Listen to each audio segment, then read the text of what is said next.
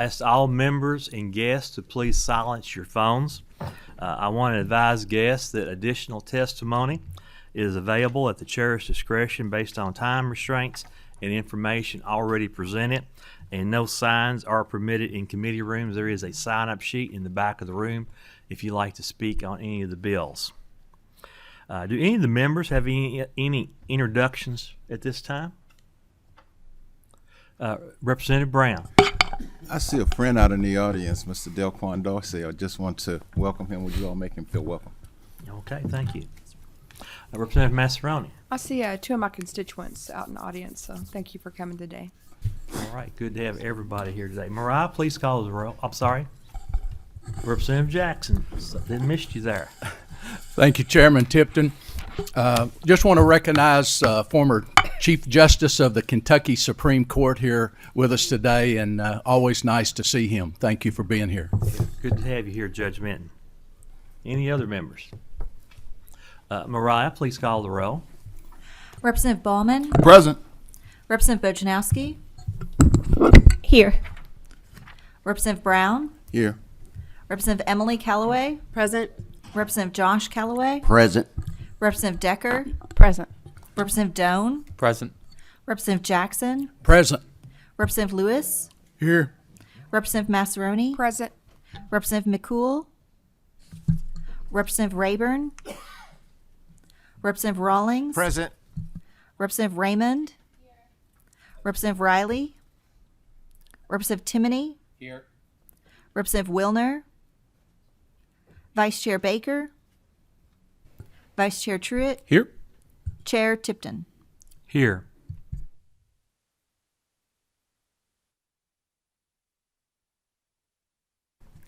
Thank you. We do have a quorum to conduct business. Our first item on the agenda today is House Concurrent Resolution 81, a concurrent resolution directing the Legislative Research Commission to establish the Efficient and Effective School District Governance Task Force. Sponsor is Representative Ken Fleming.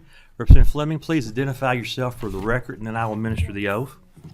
Mr. Chairman, Committee, I'm Ken Fleming, representing the 48th District. I covered Jefferson and Oldham County. Please raise your right hand. Do you swear or affirm testimony you're about to give is the truth, the whole truth, and nothing but the truth, so help you God? I do. Thank you. Please proceed. Thank you very much. I appreciate the opportunity to be before the committee today. Allow me to start by saying that this House concurrent resolution, despite what's being in the public, is not an attack on a school district. It is not designed with an embedded, predetermined conclusion, despite what people are saying. I have said repeatedly that this is a cooperative, collaborative approach to look at a school district, to help them up, to lift them up, to give them the opportunity to not only to showcase what they're doing right, but also try to find the opportunities where we can help them out and get them in a better position. There are many challenges in the school district, as we hear back and forth in the media. It's from widening the gaps to transportation issues, safety of our teachers in school, teacher shortages, and quite a few other things. I have talked to quite a few constituents, business community, parents, and teachers. There is a systemic theme that seems to be going on, and that something needs to change. And this is not, I repeat, this is not a knee-jerk reaction. This is a process that we're going to go through a very systematic approach to look at and uncover as much information as possible so we can come from a unified approach on the same page, that we collect all this information together from all these data sets, from all these resources, from all these educational organizations, to come up with some type of recommendation that we help out the school system. Motion on the substitute. We do have a motion on the committee sub. Is there a second? Have a second. Representative Fleming, would you share the difference between the committee sub and the original bill? I'd be happy to. I think the representative had a question about that. Yes, what has changed, basically the main thing has been changed, is if you look on page, it's in regards to the makeup of the task force. It's in section 2. I have added a member that will be from a list of 3 nominees that's recommended by the superintendent of the school district. That's what's been added, and there was 2 business representatives, and that's been reduced down to 1. That's the main change. Any members have questions on the committee sub? If not, all those in favor say aye. Aye. All opposed, no. Committee sub is adopted. Representative Fleming, you're welcome to proceed if you like. I appreciate it. The comments I have been receiving, as well as some of my colleagues, is that there is a spectrum of suggestions and thoughts, from a mayor-governor appointment process to expanding the board to even breaking it up to keeping it the same but making some modifications. When you have poor outcomes, there needs to be a process to assess a situation holistically by bringing in experts, conducting research, having state and educational focused organizations, and hearing from the public. And based on my experience and being on and working with many boards, both profit and nonprofit, we need to closely examine the governance of JCPS, and in particular the board when it comes to its structure, functionality, duties, effectiveness, and efficiency. In combining and leveraging reports that's released later this year from the Office of Education Accountability and the State Auditor, the Efficient and Effective School District Governance Task Force will look at how the school district is being governed. This is a 3-pronged approach in a cooperative, collaborative initiative to help serve our teachers and our children for the betterment of their future. This task force sets a minimum of around 17 areas to be reviewed and draw upon organizations such as the Pritchard Committee, individuals, business community, and many others as the task force sees fit. This 13-member task force will be appointed by the LRC and consists of legislators, individuals, business community, teachers, taxpayers with children in the system. And by the end of the year, the task force will provide a list of recommendations for the 2025 General Assembly to consider. These recommendations can be short-term or long-term. We can sit down, we can basically go through and say, well, we don't need to do anything. We need to continue to study this, or we need to look at, what we can do on a temporary basis. So this is a like I said, this is a process to look at things from a holistic point of view, because we get a lot of piecemeal information about what's going on in the school district. Motion on the resolution. Second. We have a motion and a second on the resolution. You have anything you add, Representative Fleming? No, sir. We do have some questions. Representative Bojanowski?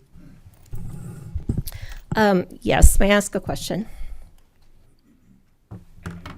Proceed. Okay. All right. So in October, our Office for Education Accountability released the Effectiveness and Efficiency of Kentucky School Districts.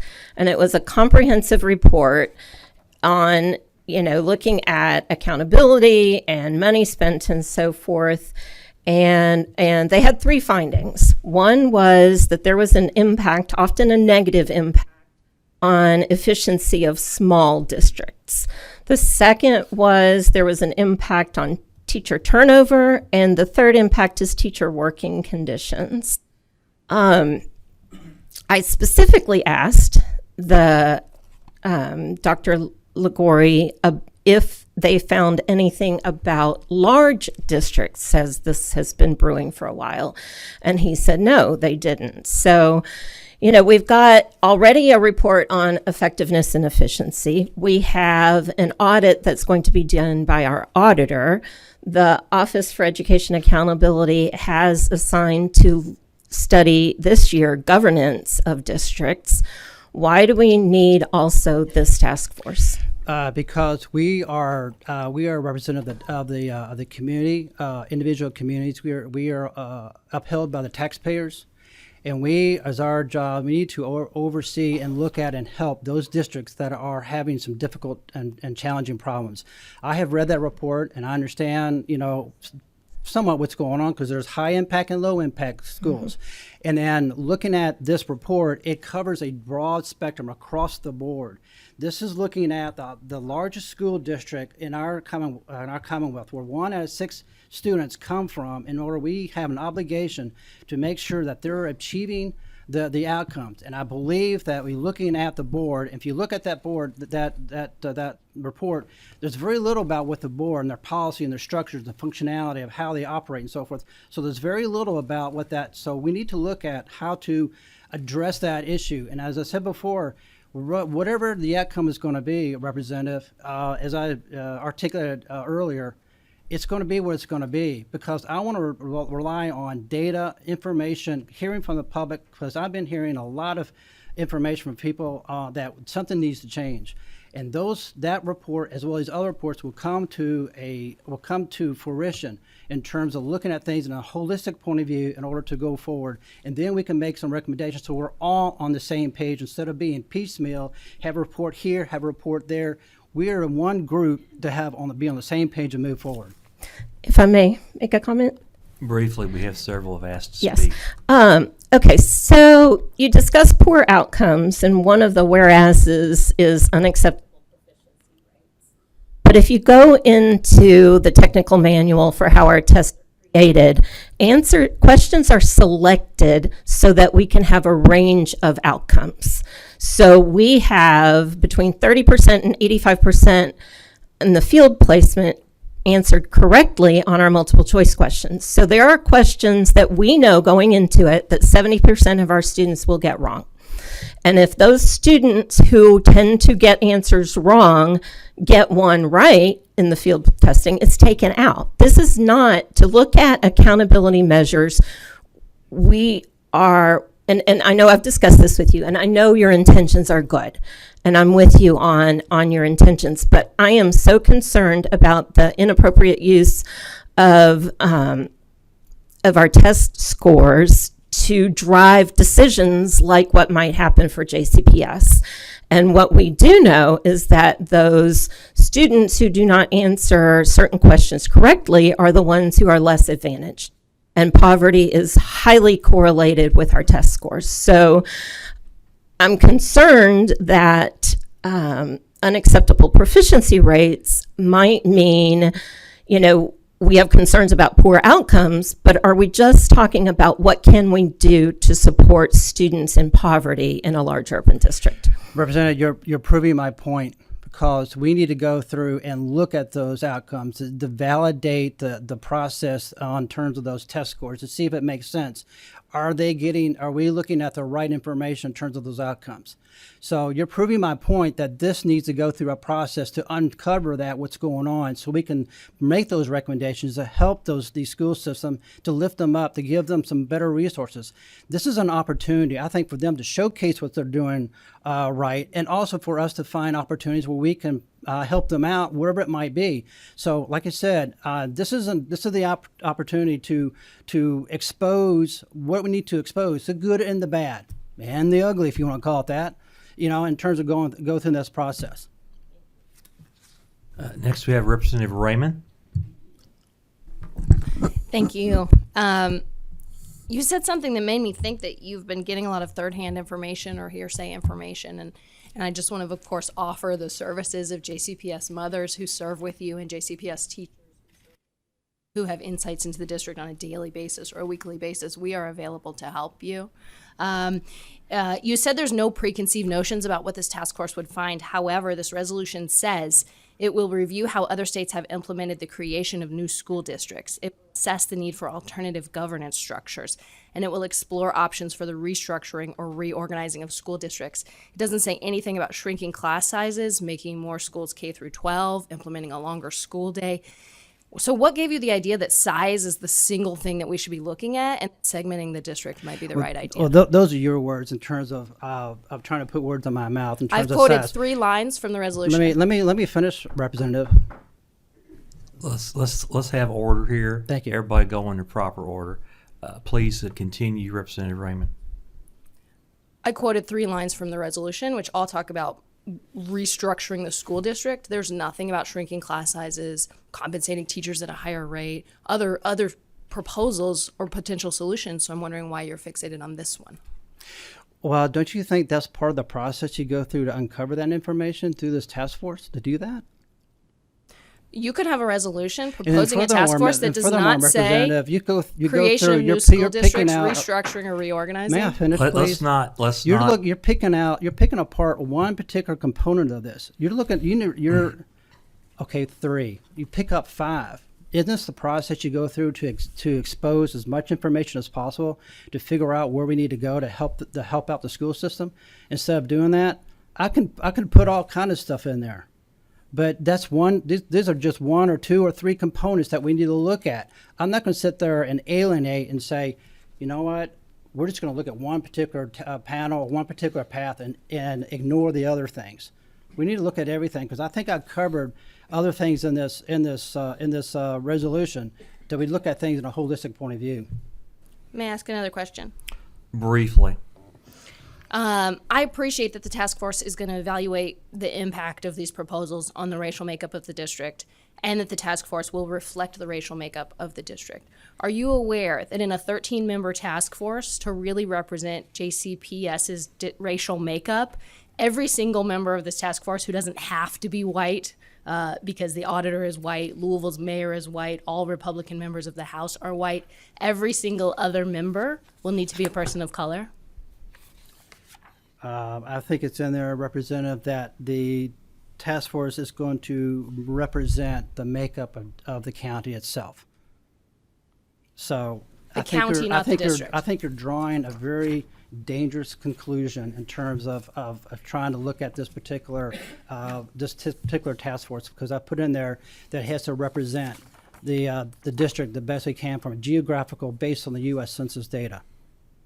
And furthermore, the LRC is going to go through a process to evaluate and look at individuals to see what they contribute, their background and so forth, regardless of where they come from.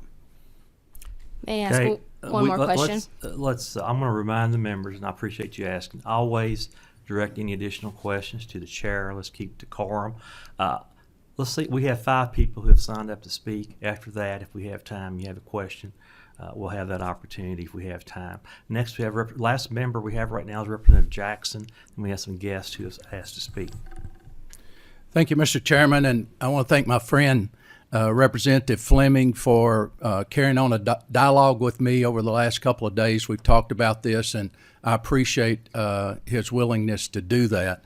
I guess my question would just be about the task force makeup. Representative Fleming, would the chief executive officer of that district or superintendent be able to be on this task force? If he so chooses, yes. If he chooses to be on there, he can. And I don't know that he wants to, but if he wanted to be on this task force, he could be. Yeah, he can, and he will submit it to the LRC, and I imagine they will take a very strong consideration with that. Okay, I was just thinking, he should know more about that district than any other one person. It would save time if you have questions about things. If that person was on the task force, then they would be able to answer a lot of those questions without going through step 1, 2, 3. So it might save time and be able to help the process. Sure. Thank you, sir. Thank you. Okay, Representative Fleming, if you could leave the table at this time. We have 5 people who have signed up to speak. In order to save time, I'm going to bring them up in 2 different groups. First 3, I'm going to ask 3 people to come forward at this time. Mary Shelley Thomas, Michelle Patrick, and Roz Welch. If the 3 of y'all will come to the table, please.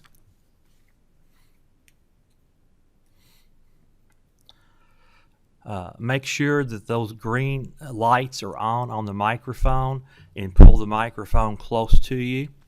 And what I'm going to do after you get that one, there you go, that one was stuck in there. Just make sure those green lights are on. Pull the microphone close to you. I'm going to ask you to identify yourself for the record. Then I will administer the oath. So whoever wants to go first, please identify yourself.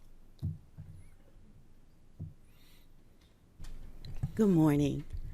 I'm Dr. Michelle Patrick, and I am the Education Chair of the Louisville Branch NAACP. Okay. The education chair in the Louisville Branch. Ma'am, we're going to ask everybody just to introduce yourself right now. Oh, okay. I'm sorry. I didn't follow All right. directions. All right. Hello, I'm Roz Welch, community member and president of Delta Sigma Theta Sorority Incorporated Louisville Alumni Chapter. Okay. And I am Dr. Shelley Thomas, Mary Shelley Thomas. Thank you. I am Dr. Mary Shelley Thomas, community member. Please raise your right hand. Do you swear or affirm the testimony you're about to give is the truth, the whole truth, and nothing but the truth, so help you God? Yes. So whoever wants to go first, please proceed. Let's start again. We find the HC R81 to be a detriment to our children and our community. This resolution is flawed, racist, and classic, and just wrong. Our most vulnerable are prey to the most vicious kinds of politics that harms children and families in our community. Therefore, we, the Louisville Branch NAACP, vehemently opposes HCR 81. Thank you. Hello. Representative Raymond, you took most of my stuff that I was going to talk about. But really quick highlights. Representative Fleming brought up some great points about how this bill has been misconstrued. The words say exactly how it should be construed. And it was correctly phrased that this is a bill to break up Jefferson County Public Schools.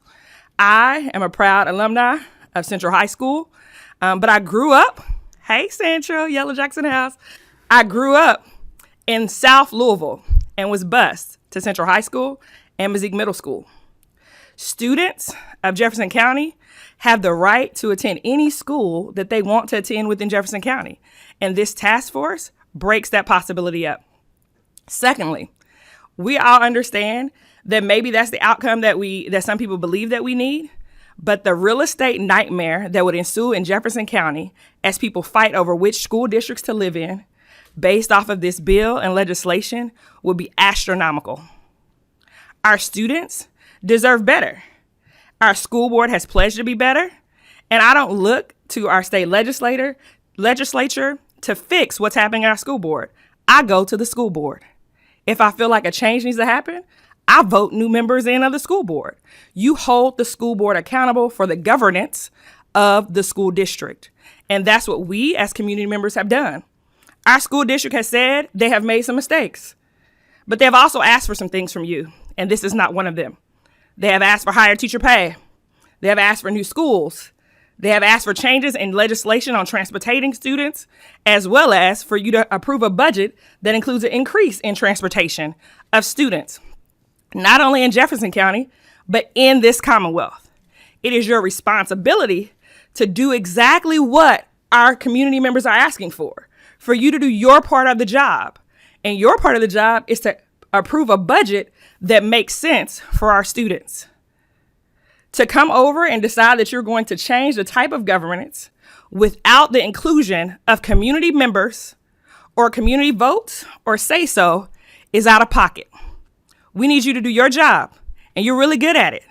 There's a budget on the table. Think about what we're asking for, not just in Jefferson County, Fayette County, Nelson County, Harlan, Kentucky, Campbellsville. All of these school districts are crying out for you to help them, and it requires for you to look at your budget that you are approving this year and put dollars where it makes sense. This is a complete and total not what our community is asking for at all.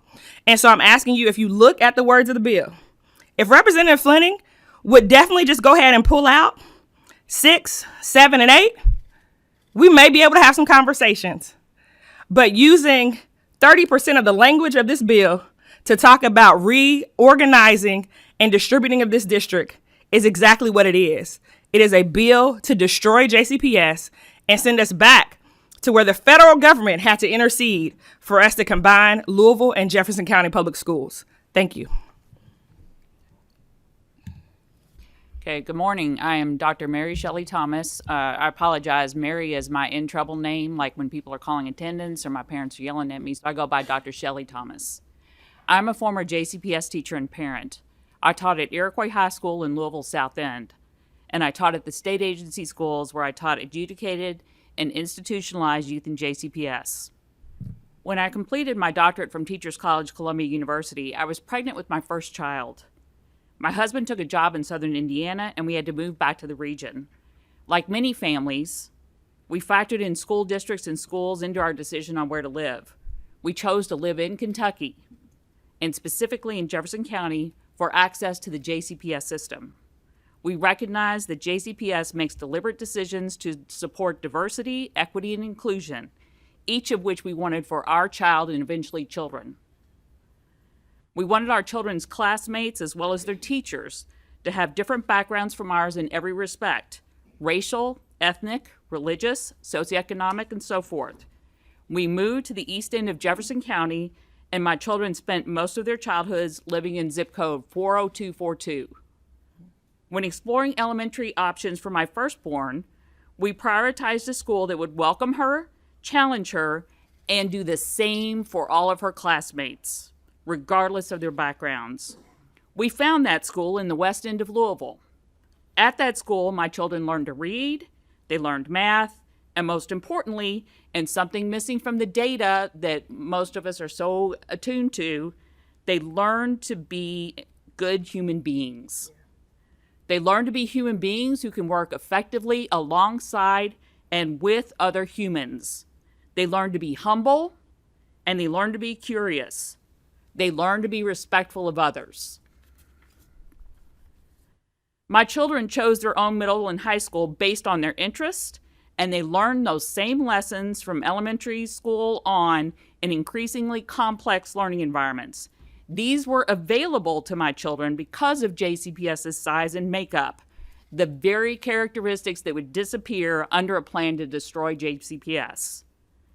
To quote my son, who was 16 and a JCPS junior when he testified in front of the Senate Education Committee, "My education is not a political tool to be messed with for political gain."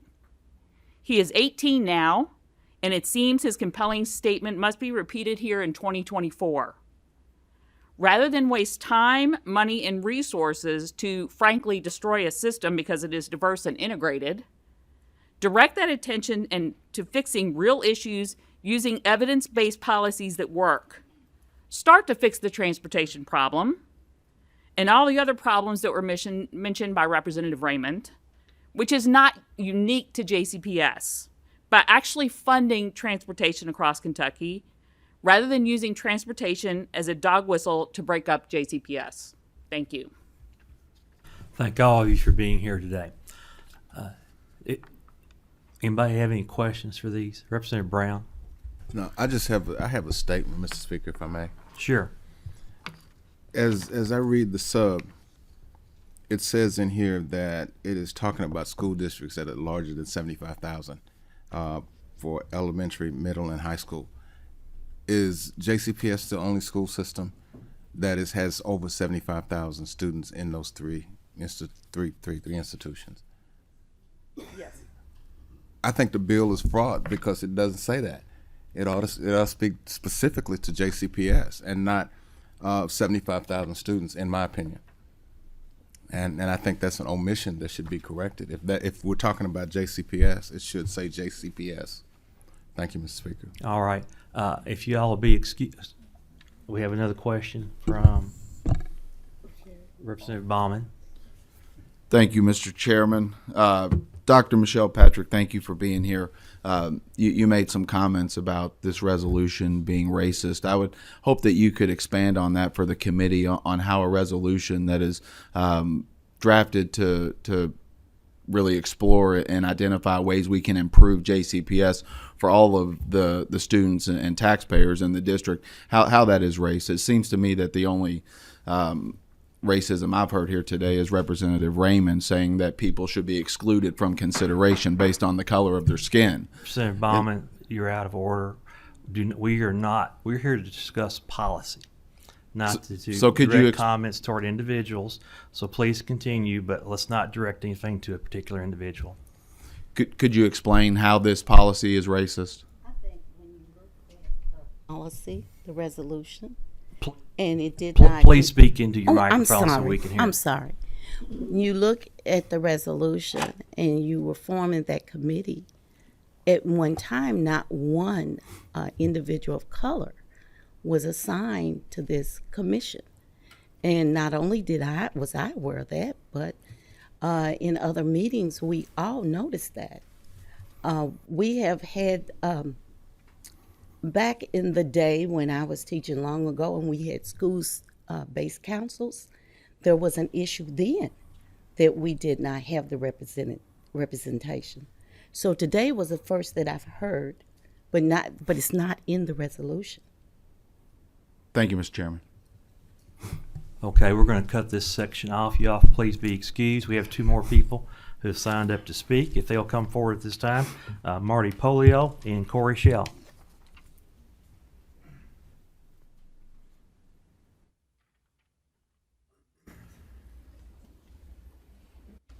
And I'll just remind you as you all are getting seated and make sure the light is turned on green there in front of you and the microphone is pulled closely to you. Just when you're ready, identify yourself for the record and I'll administer the oath. Hi, good morning. Sure. Good morning, Marty Polio, Superintendent, Jefferson County Public Schools. Good morning, Corey Schul, Chairman of the Board of Education in Jefferson County. Please raise your right hand. Do you swear or affirm the testimony you're about to give is the truth, the whole truth, and nothing but the truth, so help you God? I do. All right, please proceed. Thank you once again for allowing me to be here today. It seems like a year has passed relatively quickly since I was sitting in this same seat talking about this same issue a year ago. First and foremost, I think I need to answer Representative Jackson's question correctly. The superintendent is not on the list of people that will be serving. I have the opportunity, based on the sub, to pick 3 principals, of which one could be on the committee chosen by the LRC, but I am not on that committee at this time. So let's make sure we're very clear about that in the language. I think you are correct. The superintendent or designee should definitely be on this committee. If it is true to what has been stated about let's improving JCPS, educators need to be on this, not just me, but other educators in JCPS, parents, teachers as well. But if this is truly about let's improving JCPS, then let's make sure we are well represented by the folks that are most impacted by JCPS as well. So thank you for that question, Representative Jackson. I do feel like this is Groundhog Day. This is my 7th session that I have been superintendent in JCPS, and there is no doubt every one of them has been an attack on JCPS in one way or another. All 7, and really 5 or 6 before I became superintendent of JCPS. There is no doubt about it. But this one definitely takes the cake, obviously, for the one that comes the most. I mean, just in the past 2 or 3 weeks, we have been accused in JCPS of being wasteful spenders and wasteful savers at the same time. Now, I don't know how it's possible to be a wasteful spender and a wasteful saver at the same time, but that is a fact that we have heard more often here in the last several weeks on the Senate floor just last week. So I've tried to ask people to focus on the facts. Let's focus on some of the facts that we get accused of more than anything else in JCPS. First off, let's talk about last week. Just things like a reserve fund of $340 million was on the floor. I don't think I have owned transportation mistakes. I think you all have heard that. Not one time have I ever blamed funding from the legislature for transportation woes. Today, we have 558 bus drivers and 565 routes, with probably 40 to 50 bus drivers absent because of illness. That puts us underwater today. So I have not asked for additional funding from the legislature at all, at any time for that. But that once again continues to be said. Also that we have $340 million in reserve on the Senate floor. We also know we are spending, if anyone looks at our draft budget that was in January, you will see that we are spending $90 million more than we are taking in this year in Jefferson County Public Schools, because we are trying to pay bus drivers, teachers, employees, rightfully so, what they deserve, so that we can definitely fill all the vacancies that we have, just like your districts all around the state. It's the same thing. So with a $90 million spending more than we are taking in, we are facing a fiscal cliff in 3 years. And it is, I would ask you, when there are attacks on Jefferson County Public Schools like that, when it comes to the reserve, please look at the percentage of your district's budgets across this state and see if it's any different than Jefferson County Public Schools. In fact, you will find reserves across the state in many counties are much higher than JCPS's. But these are facts that people don't want to talk about. We often hear about this bloated central office. That's a common thing we hear all the time. As a matter of fact, if you go to the Kentucky Department of Education's website, our central office is the lowest in the state per student dollars. But that's a fact that you will not hear up here. We hear about this oversized budget that's bigger than Metro Louisville's budget. Well, if we go across this state, it is right in line in scale with other districts' budgets, and most school district budgets are bigger than the city council in which they reside. That is a fact. We are the second or third largest employer in Jefferson County. And so, once again, all I'm asking is that we focus on the facts, and more than anything, treat us just like your districts, every other district in the state right now. And if this is truly about student outcomes, then put in that bill that any district below a certain level of proficiency that is similar to JCPS will face the same investigation, task force, commission to find out about outcomes. But that won't happen because it's just about JCPS, and it continues to be. And I have to say, when I look at facts versus what I hear up here, I continue to be that this either is just an attack on JCPS or on the city of Louisville. And finally, I will say this to you, and I think this is the most important. This is not about me as superintendent. We all know splitting up the district, we all know that's never happened in any city in America, deconsolidation. The challenges, and the commission will find this, that it is an impossibility to do. It is an absolute impossibility to do with just amazing inefficiencies that will happen. That will be found. But at the same time, we are wasting our time not talking about the main thing. And I believe this. Keep the main thing in education. Well, in any type of leadership. Keep the main thing. And I will tell you this. I'm asking for a favor. And when I say a favor for us, I'm not talking about JCPS. I'm talking about the superintendents and the educators of this state. 95% of your energy and efforts should be spent on mitigating the top 3 issues in education in the Commonwealth. And this is, ask any of your superintendents. Number 1, teacher vacancies. Number 2, bus driver vacancies. Number 3, student attendance. Those are crises in every district in the Commonwealth, or 90% of them. And we spend so much of our time talking about other things. I'll give an example. Last year, we spent a great amount of time talking about parents' rights to challenge books in our libraries. We then developed policy that these challenges could go to our Board of Education. It is now the first week in March, 75% of the way through the year. And I will tell you how many books have been challenged in front of our Board of Education. 0. None. And so I ask of you, this is the most important, and I am scared for the future of education in this Commonwealth, what it will be like 10 years from now. We need 95% of our time and effort focused on teacher vacancies, bus driver vacancies, and student attendance, or the crisis in education 10 years from now will be immense. Thank you. Go ahead. Good morning. Good morning. As the chair of the Jefferson County Board of Education, I want to speak in opposition of the resolution HCR 81, as it unduly focuses on JCPS, and it is repetitive in nature, particularly because during my time on the Board of Education, JCPS has undergone numerous audits and reviews.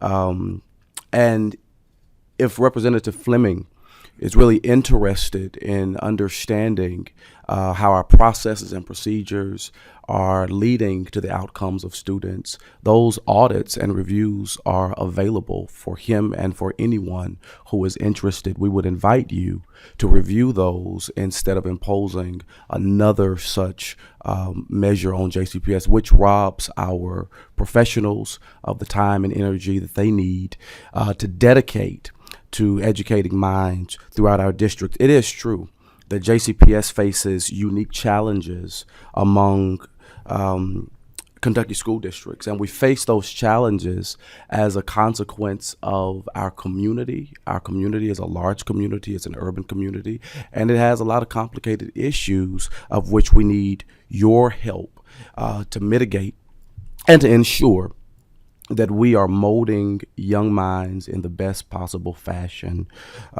This type of resolution does not do that. It does not help us with the goals that our superintendent has just mentioned and those broad goals of ensuring that we cultivate the minds of the future. And so I want to ensure that we make you aware that every year our school system has undergone reviews and audits, and another such audit and review would do nothing but take away critical time and attention that we need to ensure that our students are succeeding at the levels that we know that they are able to. When the opening day of school went so poorly, we did not hear from any of you as to how we could make things better. We extend an opportunity for you to really come and explore Jefferson County Public Schools and see the ways that we can enrich the educational process and ensure that we are providing quality education for every single student. But we need your help for that. And a resolution such as this does not reach that goal. So we're happy to be here today. And we hope that you will join us in ensuring that we decrease teacher vacancies, that we decrease bus driver vacancies, and that we ensure that every boy and girl who enters the building of a JCPS school receives all of the quality resources that they need to be their best selves. Thank you. Thank you. We do have several questions. Representative Fleming, if you might come back to the table now. I have 6 people in the queue. We are limited on time. We are going to take a hard stop at 8:55 and vote because we have 4 more bills on the agenda. So we'll try and get to as many questions as we can. First, Representative Josh Callaway.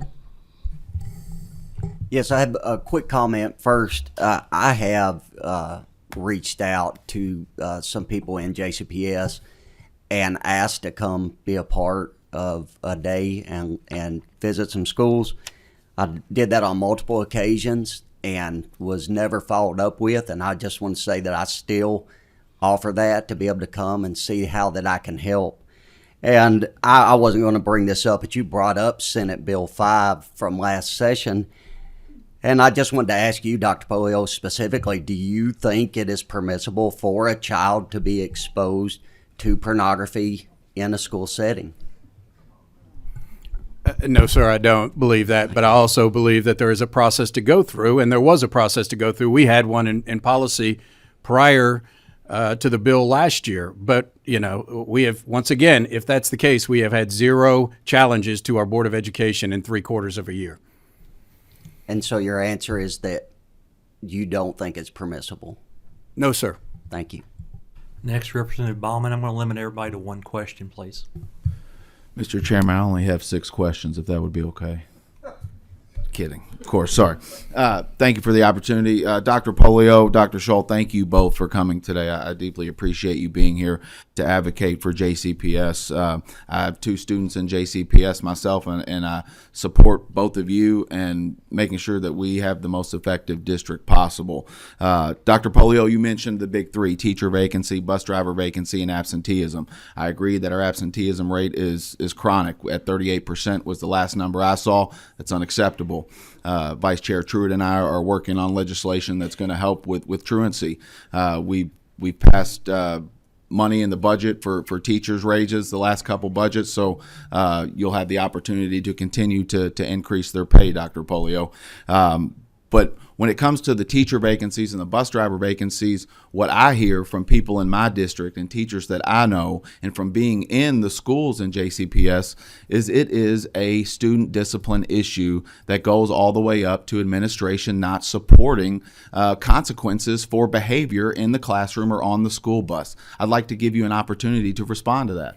Yeah, I'd be happy to, Representative Bauman. And so I've said this in my State of the District. One of the most frustrating things for me is I come here to Frankfort and I hear that we are under-disciplining students. Yet when we talk about other government entities, specifically federal governments and the Kentucky Department of Education, we are over-disciplining, according to them, more than anyone else in the entire state. And will face consequences for over-disciplining. So I will be honest, a major struggle for me is how, and this goes to to the point of the facts of how can I under-discipline as a district and over-discipline at the exact same time. You know, I would love to sit down with you, Representative Bauman, look at our data, show you the data of that. But then I would also say, if this was just about discipline in JCPS, we would only have a teacher vacancy problem in JCPS. It would not be chronic across the Commonwealth and the nation, and it would not be a matter of about half of the candidates going into post-secondary certification programs that they just did 10, 12, 15 years ago. And so I say this to say, like, it's not anyone's fault. I'm not saying it's the legislators' fault. We all have a piece in this when it comes to teacher vacancy. However, it is a reality that in 10 to 12 years, we will not be working in the same paradigm. I worry our kids will be sitting in theater settings with 50 to 75 kids and a teacher on the screen. I believe that could be the future of teaching in the Commonwealth of Kentucky unless we act right now. And I believe with the budget resources that we have right now, because we know of the influx of federal funds during COVID, this is an opportunity like we've never had before. So I understand what you're saying, and I believe teachers having to meet the challenges of kids that the challenges that face in their homes and their community and from poverty and bring them into the school manifests itself many times into behavior issues. But, that's another problem that we have to solve. But I'd love to sit down with you and talk specifically about the data and show you that data. Because if teachers and schools are saying that we aren't disciplining, they're obviously not listening to me, or that we're telling them not to discipline, they're not listening to me. We just got to look at the data. Next, we have Representative Lewis. Thank you, Mr. Chairman. Thank you all. I've just got a few. Most of my questions have been answered, I think, but maybe more of a statement. But number one, Dr. Polio, if we are going to do this, I think you should be on the committee. Thank you. The superintendent of the district has a lot of answers that this task force would try to be drawn out anyway. So that only makes sense. Another thing I'd like to see happen is, if we're going to have task force members, then we need to have them to know something about Jefferson County Public Schools.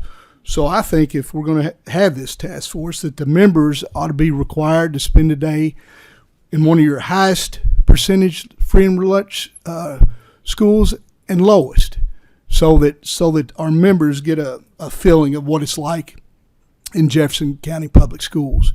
And, the thoughts on this, I don't know what to think, to be honest with you, after the testimony and all this. But how many legislators call you and say, what can we do to help you? That'd be a question that I have. Well, I don't get a lot of phone calls, I'll say that. But I do get some from our local legislators who talk and ask, and I meet with them regularly. So, I don't want to say that it's not that they're not saying to me, I believe our local legislators what's best for our kids and what's best for JCPS. But I can't say that there's been a whole lot of communication, but there has been some. I won't get into any specifics. And I will say this to answer your question. There are at least 5 educators on this committee right now that I see, maybe more, but I know there's 5. I would hope if the intentions are good about this commission, the selection of members would be one of multiple of these 5 people who are sitting in front of me who I know do this work every single day or did this work every single day. Thank you. Next, Representative Emily Callaway. Thank you, Chairman. Thank you for coming and testifying today on behalf of JCPS. You mentioned truancy, bus drivers, teacher vacancy. We've addressed that a little bit with discipline issues that we've heard. Kind of at the core of that, and some of the bills that we've put forward are addressing that. So we absolutely to say that 95% of our efforts is on this and not some of those is just an inaccuracy that I wanted to just correct you on. Also, you know, we hear that JCPS should be treated like every other district.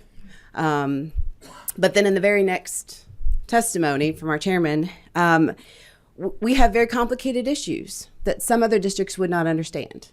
So JCPS is its own entity and does have concerns, and some of which I would say, you know, we are complicated issues was the language used, and I would say the SEL focus probably complicates that quite a bit. But and I would also say materials from outside entities that come in, some of the coloring books we've seen from organizations that are just inappropriate, some of that's filtered into the classrooms. Some of the propaganda that gets pushed into the classroom, I think, is an issue that this task force would be able to look into and see how that's happening. While other representatives who would like to come in and spend some time in are not being addressed to do that. So those are some concerns that I'm excited about the task force being able to point out and get to the bottom of. And I would like to ask about the over-disciplining coming from the federal level. Would that be based on the content of their character, that they're being disciplined in that manner and the numbers are high in that regard? Is that what we're looking at here? Is there a specific, are we looking at over-disciplining across the board, or is there a specific focus that the federal government is talking about? Sure. A couple things first off, and I would like to say this. I know for a fact, folks, that Chuck Truesdale, we offered to have one of these meetings in one of our schools, I think last summer, which was denied because we wanted to have you in our school and take you into our schools. I will have all of my cell phone will be to all of you. Any day you want to come to JCPS, I am pleased to take you to whatever school you would like. I'd love to take you on a tour, and I will do that personally. So I would like to say that. Secondly, to answer your discipline question, the focus of discipline from the federal government, Office of Civil Rights, is on disproportionality in discipline outcomes. Okay, we have time for one more question, and make it very brief, Representative Raymond. Thank you. I wanted to ask, so the resolution says that districts with enrollment greater than 75,000 face particular operating challenges. I wanted to ask you all about the flip side. What are some benefits of being a large district? What are some efficiencies you're able to offer? I'm thinking in particular of therapies that we offer to so many of our kids, but wanted to ask you to speak to that. I'll start, and then if Dr. Schull would like to weigh in, he can. I mean, it is clear, and that's the reason why across the nation consolidation happens on a regular basis, as you would probably look at the number of school districts in the state of Kentucky 50 years ago versus today, it is significantly less. I would probably say to most of you who are in rural districts, I'm sure you have consolidated at some point in your district. That is because of efficiencies. There is no doubt about it. So be clear, if we have to divide up the school district, first of all, I don't know how that would ever be done. I can't even imagine the challenge of making that a reality. But just the matter of whether it's independent school districts. So independent school districts, for instance, which are smaller, their property taxes are significantly higher. You can look and see Anchorage Independent School District versus Jefferson County Public Schools, and you will see a much higher tax rate. So if you, first and foremost, without question, if you go to small independent school districts, like has been proposed in independent cities in Jefferson County, folks can count on their property taxes skyrocketing. I mean, that is a fact. But just alone, if we do it any other way, we'll have 3 central offices. There will be 3 of me. There will be 3 boards. There will be 3 chief academic officers and operations officers and everything that you have to do. There'll be 3 times everything. So, and that's not even getting into the supports and the wraparound services for kids that we try to provide. So I could talk about this for an hour, but I know we don't have time, so I'll stop there. I'd also point out the tremendous choice that you have as a parent when your child is in Jefferson County Public Schools. My daughter is with me today. She's a third grader, and she attends one of the traditional options. There is a variety of school types that we host in Jefferson County Public Schools. That would be impossible if you split up the district. Beyond that, we have the Pathways of Louisville, which introduce our students to a variety of careers. They graduate career and college ready. They graduate with certificates for various professions, plumbing, engineering, on and on and on. If you split up the district, you would not be able to accomplish that. You would not be able to have all of those options in every district. And so this attempt to split up the district is wrong-headed on so many fronts, as it really undermines what we're attempting to accomplish in Jefferson County Public Schools. Dr. Polio, I had the opportunity to visit JCPS last year and visit 4 schools, so I would encourage all members to take that opportunity up on that invitation and visit schools in your district and across the state. House, you have another comment, Representative Fleming, briefly? I do. I just want to make a couple of points, and I'll be very brief, Mr. Chairman, because I know you have other items on their list. On the Section 2, I think 7D, it says one member from the list of 3 nominees are recommended by the superintendent of the school with a enrollment of 75,000 who is a school principal. There's nothing that says current or past, and I think Dr. Polio is a past principal. Are you not? That is correct. Then he can appoint himself. So to answer some questions, he can do that if he so wish. And I'll tell you what, if he does put himself on there, the LRC will make a decision. And I don't think they would say no. If they see he want to put his name on there, I think they would say yes, and I would support that as well. So I just want to clarify to make sure y'all clear on that. Second of all, through this research, there's going to be other information to be available for other districts to draw upon to help them out, because I'm hearing a lot of comments of other school districts that have their own challenges, large and small, whatever it might be. So hopefully this research will help flesh out that information to provide us some ideas and so forth. I think some of the arguments and some of the suggestions, it proves my point that we need to get together in a collaborative way as a one unified front and be on the same page, and so we can understand where we can go forward in terms of helping out the school district and doing that. I keep hearing school breakup.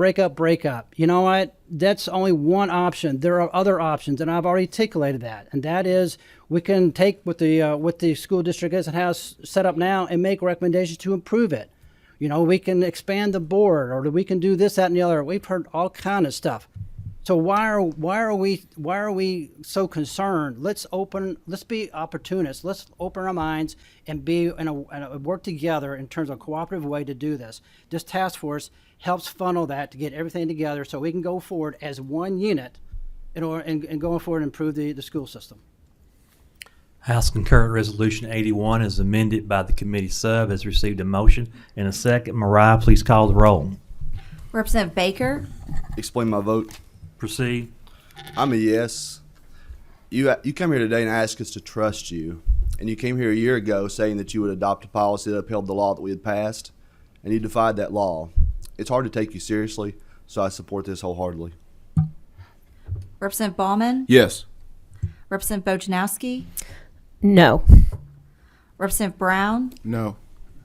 Representative Emily Callaway, Yes. Representative Josh Callaway, Yes. Representative Decker, Yes. Representative Doan, Yes, ma'am. Representative Jackson, Explain my vote, please. Proceed. I'm going to be a pass today. I want to find out from LRC for sure that Dr. Polio can be on this committee. If he can, I'll be a yes on the House floor. If he can't, I'll be a no on the House floor. Representative Lewis, Pass. Representative Massaroni, Yes. Representative McCool, Yes. Representative Rayburn, Yes. Representative Rawlings, Yes. Representative Raymond, This JCPS mother says no. Representative Riley, Representative Timoney, No. Representative Truitt, Explain my vote. Proceed. I'm torn on this legislation, I'll be honest, being an educator. I think Dr. Polio, I've talked to him multiple times. I think that he realizes that he needs help. I think if he had the correct input in this committee that, I think he could really help using this. So I'm torn on it. I really am. And right now I'm going to pass. Representative Wilner. Chair Tipton. Chair votes yes. House Concurrent Resolution 81, having received 11 yes votes, 3 pass votes, and 4 no votes, passes with favorable expression. The same should pass on the House floor. Thank you. Next item on our agenda is House Bill 535. Representative Robert Duvall, if you please come forward with your guests.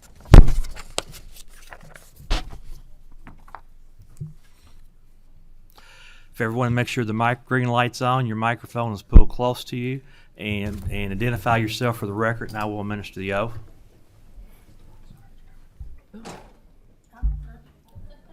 There we go. I've done that before myself. Please proceed with your introductions. Representative Robert Duvall, District 17, Warren County. John Minton from Bowling Green. Ashley Watts, President and CEO, Kentucky Chamber of Commerce. Please raise your right hand. Do you swear or affirm the testimony you're about to give is the truth, the whole truth, and nothing but the truth, so help you God? I do. Please proceed. Mr. Chairman and members of the committee, thank you for the opportunity to share today on such an important topic. Currently, before graduating, public school students are required to pass a civics test of 100 questions from the U.S. Citizenship and Immigration Services. House Bill 535 provides an alternative to this test.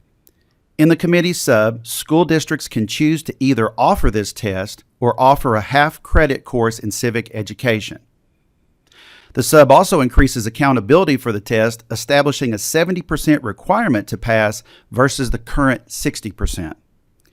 It requires KDE to submit an annual report to the LRC from compiled data, which includes first-time successful completion rates and the average number of time a student takes the test before successful completion. So I would ask to adopt the committee sub. I have a motion on the sub. Is there a second? Second. Any other questions on the sub? All those in favor say aye. Aye. Opposed, no. Sub is adopted. Please proceed. House Bill 535 would improve civic education in the Commonwealth. In today's world where misinformation and political polarization are all too common, civil literacy is more important than ever. By helping our students become civically literate, we can help ensure that our democracy will remain strong, vigilant, and responsive to the needs and aspirations of all citizens for generations to come. According to KDE from yesterday, Kentucky high school students currently participate in courses specific to government or civics at a rate of only 15%. Plus, an additional 10% participate in integrated social studies, which include civics. We can do better. I would like to ask my distinguished guests to offer their insights into the need for improved civic education in the Commonwealth. Okay. Mr. Chairman, members of the committee, good to see you all. Is your green light on, or pull it closer to you? I need to pull it closer. Let me pull it closer. There you go. Mr. Chairman and members of the committee, thank you for allowing me to be here today. There are a few things that would get me out of bed on the Central Time Zone to be here at 8 o'clock, but this is one of them. Just for a bit of historic perspective, in Philadelphia, on the late afternoon of September the 17th of 1787, the framers signed the final draft of the Constitution and left the building, adjourned to a tavern. As he left, Benjamin Franklin supposedly told an inquirer, a curious passerby, that the framers had produced, quote, a republic, if you can keep it. A republic, if you can keep it. Franklin's challenge 200 plus years ago, a republic, if you can keep it, and our nation's history and even the events of more recent times tend to support the sobering truth that a Republican form of government isn't just self-sustaining. We have to try to keep it. So to keep a republic, we have to work at it. The task of keeping a republic begins with civic education, so that the citizens will know how their government works and what to expect from the government institutions that they've created. In his year-end report on the judiciary 5 years ago, the Chief Justice of the United States decried the failure of our education system to teach civics. In our age, when social media can instantly spread false information on a grand scale, the Chief Justice wrote, the public's need to understand our government and the protections it provides is even more vital. Nationwide civics education, the Chief Justice argued, provides the tools the people need to understand and support a fully functioning government. 39 states offer civics education in high school as a year-long or a semester-long class that includes topics like comparisons of democracy, instruction on the U.S. Constitution and Bill of Rights, exploration of the values of public participation in government, information on state and local voting rules, media literacy, and the role and influence of media on our society. A recent study reported that Kentucky is one of 11 states where no civic instruction is mandated, although I know school systems do offer that, as the representative referenced. And that seems a little incongruous with the fact that the General Assembly passed a bill 5 years ago that requires a test to be given with no instruction, a test to be given by law that requires students to get a diploma who must pass a 100-question test. So I commend the Chamber, Kentucky Chamber Foundation for its participation in the U.S. Chamber of Commerce Foundation, local chambers across the Commonwealth who are participating in a competition among middle school students to help encourage civic literacy, and I want to say how much I appreciate that. I just am here to lend my voice to support this bill. I am reticent in a way to recommend something that represents somewhat of an unfunded mandate for one more thing for schools to do. I would say that if we really were serious about preserving our republic, we'd put some money here, which would make it even more feasible. I'll get what I can take in this bill, Mr. Chairman. It's definitely a move in the right direction. I would like to see the General Assembly be willing to appropriate for school districts. If we really believe that preserving our republic is essential, then we need to put our money where our mouth is. But that's my statement. Thank you. Motion on the bill. Second. We have a motion second. Ms. Watts, please proceed. Thank you, Chair Tipton, members of the committee. On behalf of the Kentucky Chamber, which is the state's largest business association, we are really happy to see this bill highlighting the importance of civics education. The Chamber, the last couple of years, has taken a strong interest on civics education. And like Chief Justice Minton said, we have actually hosted the Kentucky Civics Bee the last 2 years, where over 800 middle school students throughout the Commonwealth have competed in a Jeopardy-like style competition to be the civic champion of Kentucky. This year, we are actually going to be hosting the Kentucky Final Civics Bee right after the Farm Bureau Ham Breakfast at the State Fair, so we invite all of you all to participate. The Chamber has taken an interest in civics because over the course of the last couple of decades, civics education has lessened, and at the same time, we've seen a rise in extreme political discourse. I don't think this is a coincidence. The beauty of our democracy is civil discourse, and you all do that here in this building every single day. You tackle really important issues, and many times you disagree on these issues, and that's okay. That should actually be encouraged, and we may have all just witnessed that in the last hour. But as Kentuckians and as Americans, we should all have a good understanding of our entire political system and our democratic government, and we have seen this really fall over the last couple of years. Nationwide, we have seen 8th grade students continue a decade-long score decline on a national U.S. history assessment and posted the first ever decline in scores on a national civics assessment. We also know that the federal government currently invests 5 cents per K through 12 students only about $4 million total in civics education, compared to roughly $54 per K-12 student to support science, technology, engineering, and math, as we know as the STEM teaching. You can see the consequences of this across society. The U.S. is often polarized, and civil dialogue is notably absent from far too many of our conversations. At the same time, we can look at poll after poll and study after study, and Americans continually have less faith in the institutions that are supposed to be serving them. We know that typically GDP is highest in countries that have the most stable political systems. So it's important never to take our political system for granted, and that means, among many other things, we need to ensure strong civics programs throughout our school system. You guys tackle really complicated systematic problems, and these have all been decades in the making. But we believe civics education is an essential part of this solution, as it offers the ability to provide young people with the knowledge, the skills, and even the disposition they need in order to be engaged citizens in our democracy. And of course, this is only part of the solution. We as the Chamber also believe that businesses have a very important role to play in communities as we search for the best ways to educate and engage our young people. We know the evidence is clear. Informed and active citizens make for a strong country, a strong economy, and a strong workforce. Our continued prosperity depends on the strength of all three of these, and so does the long-term health of our overall economy. Where would we be as a country if every American, every Kentuckian possessed the knowledge to recognize what unites us, but also understand what oftentimes divides us?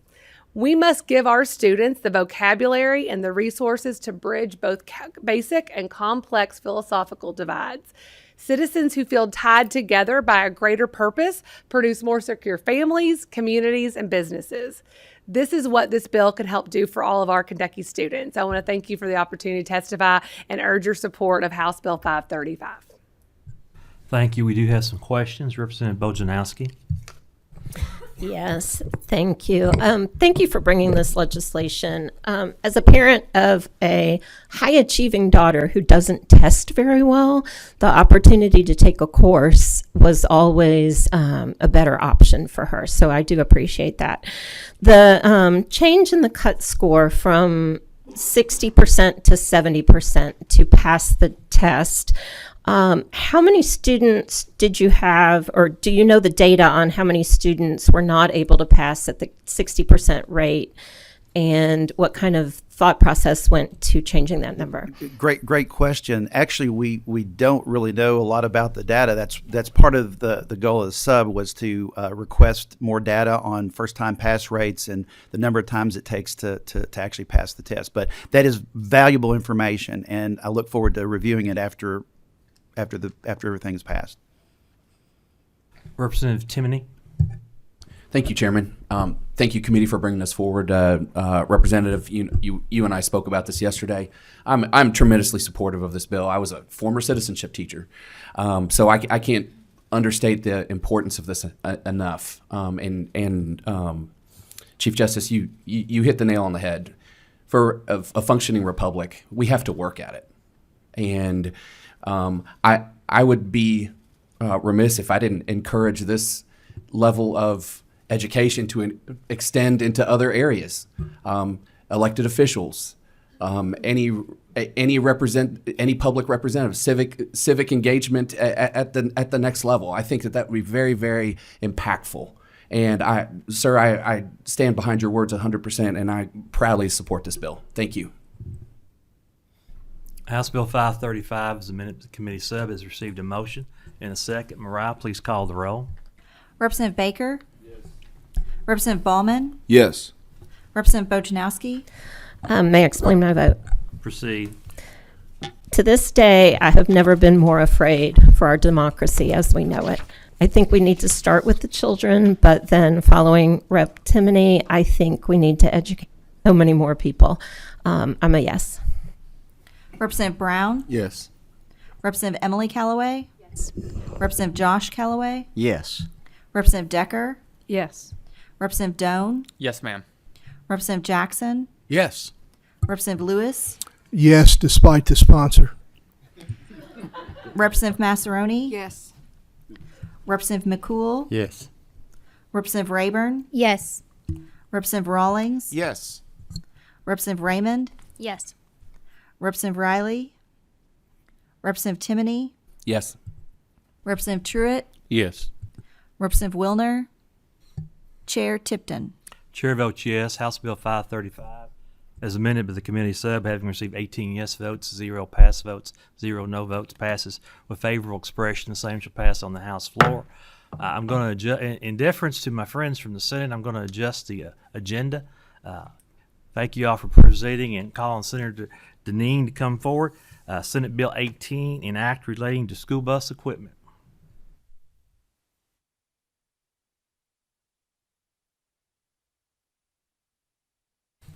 Senator, please identify yourself for the record, then I'll administer the oath. State Senator Matt Deneen, District 10. Please raise your right hand. Do you swear or affirm the testimony you're about to give is the truth, the whole truth, and nothing but the truth, so help you God? I do. Please proceed. Thank you, Mr. Chairman. Thank you, committee members. Senate Bill 18 really is a policy alignment bill that addresses a critical issue that we've talked about and heard about even today, dealing with transportation at our schools. Last session, I was contacted by 2 superintendents that were concerned about a policy where they were forced to replace newly purchased tires. I think they had purchased them 3 or 4 weeks prior to an inspection. There was nothing wrong with the tires. They just weren't on the spec list of the inspector's spec list, but yet they were on the bid list for the schools to determine what tires to buy. So the policy coming out of KDE was a bit confusing. At first, when I heard this, I thought it was maybe 1 district.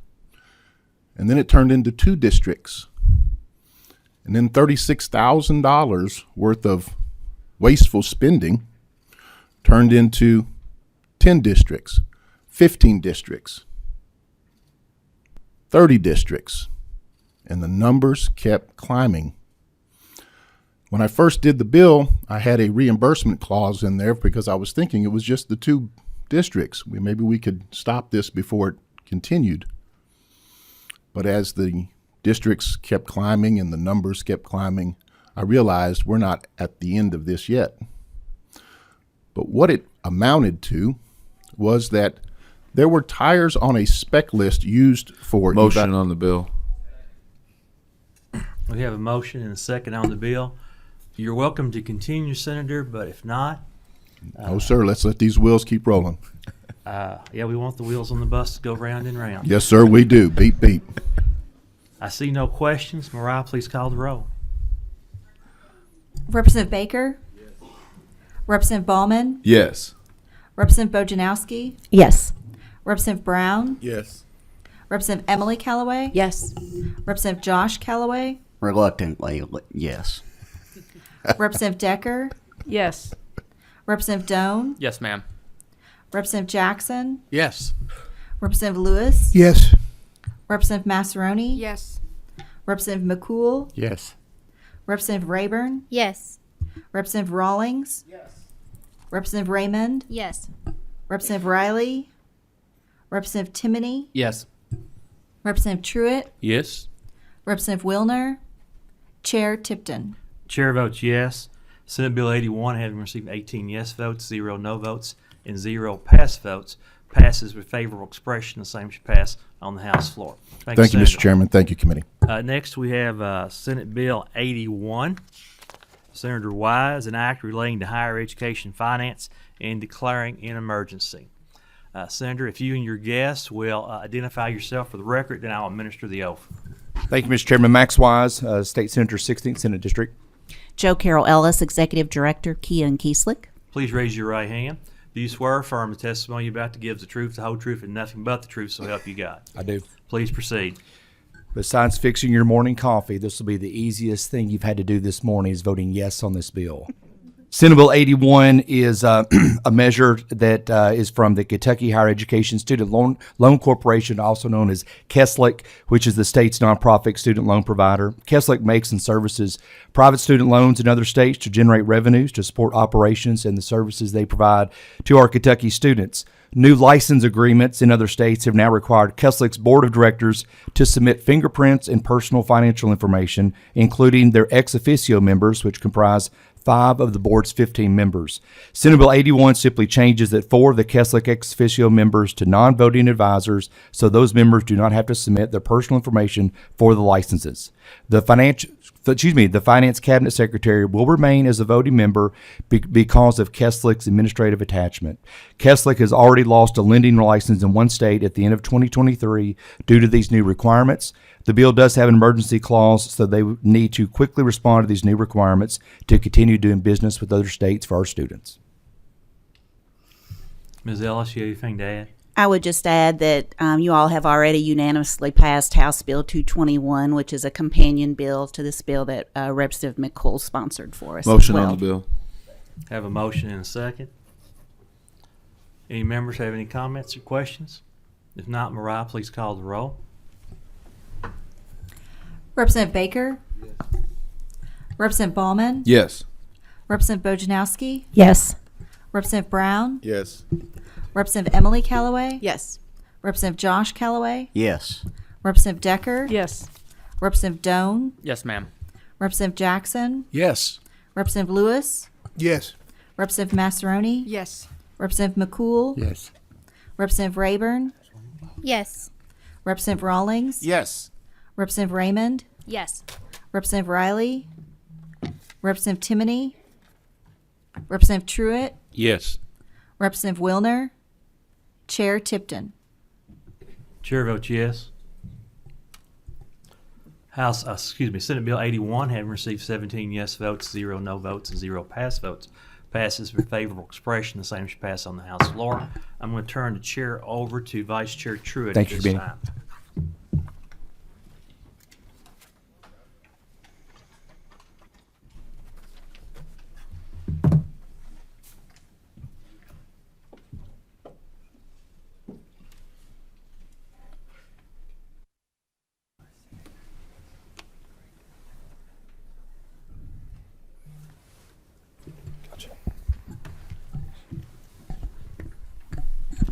All right, Chairman, for the record, I'll have you and any of your presenters identify themselves on the record. James Tipton, State Representative, House District 53. Good morning, Mr. Chairman, members of the committee. My name is Alex McGarrah, and I'm here on behalf of Kentucky Auditor of Public Accounts, Allison Ball. All right, if you don't care, let's raise your right hand. We'll swear you in. Do you solemnly swear to tell the truth, the whole truth, and nothing but the truth, so help you God? I do. I do. Representative Tipton, explain your bill. Thank you, Mr. Chair, members of the committee. I truly believe that we, as members of the Kentucky General Assembly, have a responsibility and an obligation to the citizens of our state, the taxpayers of our Commonwealth, to oversee the functions of state agencies and state government. And that's what House Bill 825 is about. It would be a special examination of the Kentucky Department of Education conducted by the State Auditor's Office. If you look through the bill, there are several specifications. And here's what I hope comes out of this.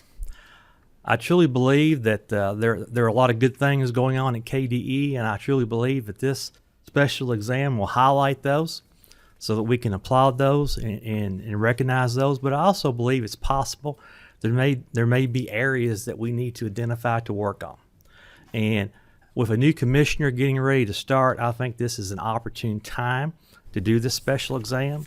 So they have a document to work with, to work through with their staff at KDE to make it the best possible agency. And this is not about the legislature. This is not about KDE. This is about the children of the Commonwealth of the state.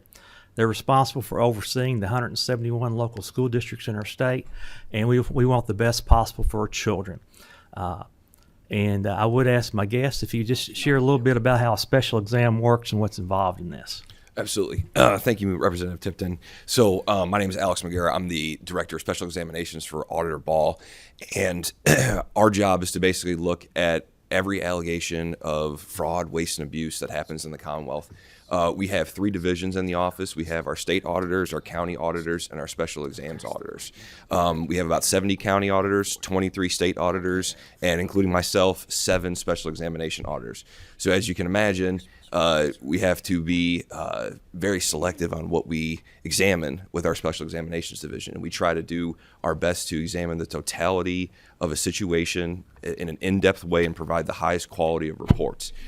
Special examination will look at basically anything that has been alleged, anything that we can do to improve any state entity, local entity, really anything that anything that receives state money. We look at the whole picture to make sure that the agency is using its funds, it's doing what it can to produce the highest quality results for everybody in the Commonwealth. And so with this examination, Representative Tipton has outlined a number of things for us to examine, and I can tell you that everything that we do is evidence-based, fact-based. There will not be a single sentence in any report and anything that we do that will not be based in evidence, and everything will be a factual statement. So we want to do everything we can. I know the auditor wants to do everything she can to make sure that we produce the highest quality reports for everybody in the Commonwealth, because that's all we want to do is improve everything that's happening in the Commonwealth. Thank you. We do have a motion in a second, but we have a couple questions. First off, Representative Bojanowski. Yes. So are you aware, Chairman, if there have been any audits of Kentucky Department of Education? The KDE is audited regularly for financial areas. This special examination expands the scope of the exam. This is more a programmatic review of the programs and the way that they operate in our function. It is not specifically a financial audit. May I speak briefly? Yes. There's one area I want you to look at really closely, and that's how much money we spend on accountability testing and how that information does nothing to drive instruction. So that's my plea. Thank you. Okay, next we have Representative Raymond. Thank you. Sponsor, I'm not very familiar with the audit process. So is it standard practice for cabinets to be audited every so often, or departments to be audited every so often, and then at times a special investigation is called for? It is my understanding that the auditors, the KDE is audited annually, financially. It's also my understanding this is the first time we have ever done a special examination of this magnitude on KDE. May I ask another question, please? Sure. Okay. Mr. McGarrett, thank you for being here. Since I haven't read an audit in a little bit, what's an example of something like preschool, something I care a lot about, right? So I know you haven't dug into it, but what's an example of what you all would be looking at as it relates to what kind of conclusions we might be able to draw from it? Sure. So I guess to start, whenever we go into an examination, it's the responsibility of auditors to not go in with any preconceived notions about anything. We look at the facts, we look at the evidence. We want to make sure that basically whatever it's a lot of the times the examination is driven by what the requested scope is. So in this instance, I think we would look at really anything the General Assembly wanted us to. We could look at how the need for preschools and need for statewide preschools. We can look at how much how the operations of preschools are going in Kentucky. It's really whatever the General Assembly wants us to look at, we can look at. And then Representative Tipton has spelled a lot of things to look at in this bill. And really, I guess the overarching theme I gather from this bill is to do just a full-scale examination of how we can improve preschooling in Kentucky. And like you said, what's going well in Kentucky, because we want to make sure we focus on what is going on well here, so we don't lose sight of that as well. So really, it's anything you'd like us to look at, we can look at. Okay. One final question, please. One more. So I know it says if you all need outside assistance, right? That Sure. the auditor outside assistance, and then I know the report's not due till next July, but an initial report in October. That seems a little quick. Would you share your expertise Sure. about how long these things take? So it's difficult to say. So I think our experience with the DJJ audit, for example, was that we realize now that we could probably have used more time to even more in-depthly focus on everything. I think for the final report's due in July. I think the preliminary report is really kind of just a check-in to just see how we're progressing in the examination. Look, we could always use more time, but we know that we have urgent matters in the Commonwealth that we need to take care of. So I know the auditor will work with any timeline that the General Assembly needs us to work with. But I think if we could always we'd always like more time. And I think what you'll probably find in October, by the time that we go through the contracting process, if we decide to go that way or contracting in part, that more time would be beneficial, but we'll make it happen if we need to. All right, having a motion and a second, Mariah, please call row. Representative Baker? Yes. Representative Ballman? Yes. Representative Bojanowski? Yes. Representative Brown? Yes. Representative Emily Callaway? Yes. Representative Josh Callaway? Yes. Representative Decker? Yes. Representative Doan? Yes, ma'am. Representative Jackson? Yes. Representative Lewis? Yes. Representative Massaroni? Yes. Representative McCool? Representative Rayburn? Yes. Representative Rawlings? Yes. Representative Raymond? Yes. Representative Riley? Representative Timoney? Representative Truitt? Yes. Representative Wilner? Chair Tipton? Yes. All right, with House Bill 225 receiving 16 yeses, 0 noes, and 0 passes. Mr. Chair, it's 825. Oh, I'm sorry. House All right. Bill 825. Thank you. House Bill 825 with 16 yeses, 0 noes, 0 passes. It will pass with expression of opinion that the same should pass on the House floor. Thank you guys for being with us today. At this time, we will adjourn the meeting. Thank the auditor for me. Absolutely.